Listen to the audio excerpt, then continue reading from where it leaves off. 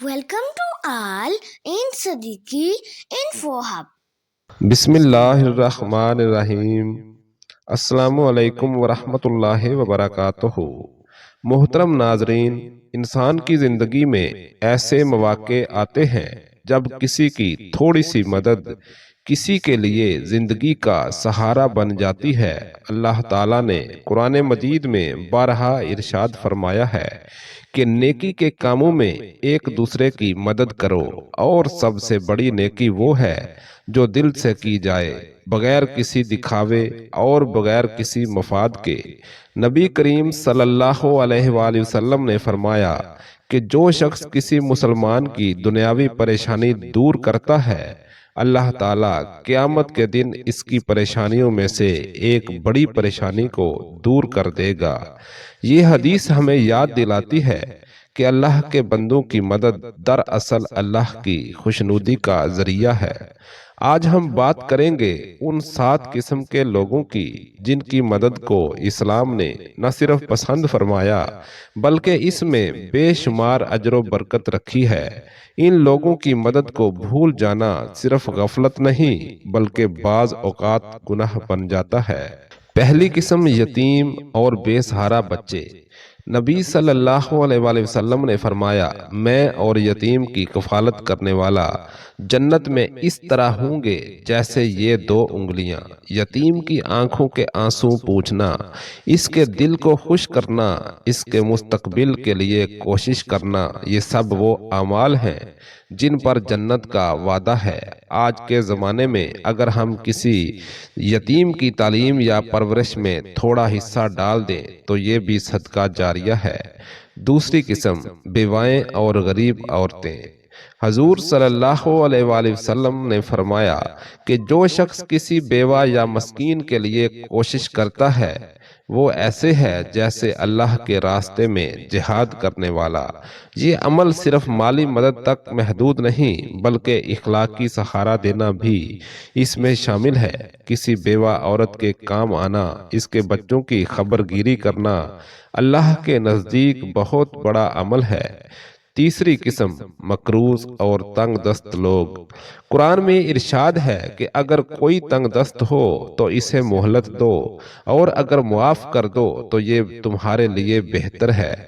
نبی صلی اللہ علیہ وآلہ وسلم نے فرمایا، جس نے کسی مقروض کو مہلت دی یا اس کا قرض معاف کیا، اللہ اسے قیامت کے دن اپنے عرش کے سائے میں جگہ دے گا۔ لہٰذا ایسے لوگوں کی مدد صرف مالی نہیں بلکہ اخلاقی بھی ہونی چاہیے، ان کی عزت نفس مجروح کیے بغیر۔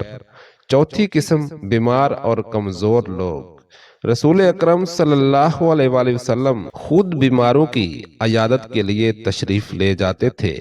آپ صلی اللہ علیہ وآلہ وسلم فرماتے تھے کہ جو شخص کسی بیمار کی عیادت کرتا ہے فرشتے اس کے لیے دعا کرتے ہیں۔ بیمار کو حوصلہ دینا، اس کے لیے دعا کرنا اور اس کے علاج میں مدد دینا، یہ سب عبادت کے زمرے میں آتا ہے۔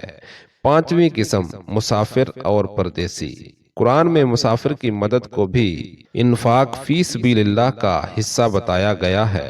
نبی صلی اللہ علیہ وآلہ وسلم نے فرمایا، جو شخص کسی مسافر کو سہارا دیتا ہے اللہ تعالیٰ قیامت کے دن اسے امن عطا فرمائے گا۔ مسافر کی ضرورت پوری کرنا، اس کے لیے رہائش کا یا کھانے کا بندوبست کرنا، یہ سب بڑے اجر کے کام ہیں۔ چھٹی قسم، علم حاصل کرنے والے اور دین کے طالب علم۔ اسلام میں علم کو بہت بلند مقام دیا گیا ہے۔ نبی صلی اللہ علیہ وآلہ وسلم نے فرمایا کہ جو شخص علم کے حصول کے لیے نکلتا ہے وہ اللہ کے راستے میں ہوتا ہے یہاں تک کہ واپس آ جائے۔ اگر کوئی طالب علم مالی یا تعلیمی مشکل میں ہے، اس کی مدد کرنا دراصل دین کے چراغ کو جلائے رکھنے کے مترادف ہے۔ یہ مدد کبھی ضائع نہیں جاتی۔ ساتویں قسم، بوڑھے اور ناتواں لوگ۔ نبی کریم صلی اللہ علیہ وآلہ وسلم نے فرمایا، جو ہمارے چھوٹوں پر رحم نہیں کرتا اور بڑوں کا احترام نہیں کرتا وہ ہم میں سے نہیں۔ بوڑھوں کی خدمت، ان کی دعائیں حاصل کرنا، ان کے کام آنا، یہ سب نیکی کے اعلیٰ درجے ہیں۔ اکثر ایسا ہوتا ہے کہ ہم اپنے والدین یا بزرگ رشتہ داروں کو نظر انداز کر دیتے ہیں، حالانکہ ان کی خدمت جنت کی کنجی ہے۔ ان 7 قسم کے لوگوں کی مدد محض اخلاقی نہیں بلکہ روحانی فریضہ ہے۔ نبی صلی اللہ علیہ وآلہ وسلم کی زندگی میں بے شمار مثالیں ملتی ہیں کہ آپ صلی اللہ علیہ وآلہ وسلم نے محتاجوں کی مدد اپنے ہاتھوں سے کی۔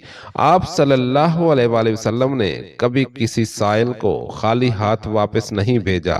ایک بار ایک فقیر آیا تو آپ صلی اللہ علیہ وآلہ وسلم نے فرمایا کہ گھر میں کچھ ہے؟ جب معلوم ہوا کہ صرف ایک کپڑا ہے، آپ صلی اللہ علیہ وآلہ وسلم نے فرمایا لے جاؤ اور فروخت کر دو، پھر کچھ خرید کر اپنے گھر کے لیے لاؤ۔ یہ واقعہ ہمیں سکھاتا ہے کہ مدد ہمیشہ پیسے سے نہیں بلکہ نیت اور عمل سے ہوتی ہے۔ اگر ہم غور کریں تو ان 7 قسم کے لوگوں کی مدد میں دراصل پورے معاشرے کی بہتری چھپی ہے۔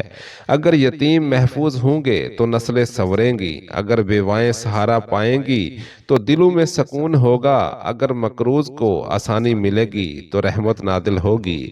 اللہ تعالیٰ فرماتا ہے کہ جو تم نیکی میں خرچ کرو گے وہ تمہیں لوٹا دیا جائے گا اور تم پر ظلم نہ ہوگا، یعنی مدد کبھی ضائع نہیں جاتی، چاہے وہ چھوٹے سے چھوٹا کام ہو۔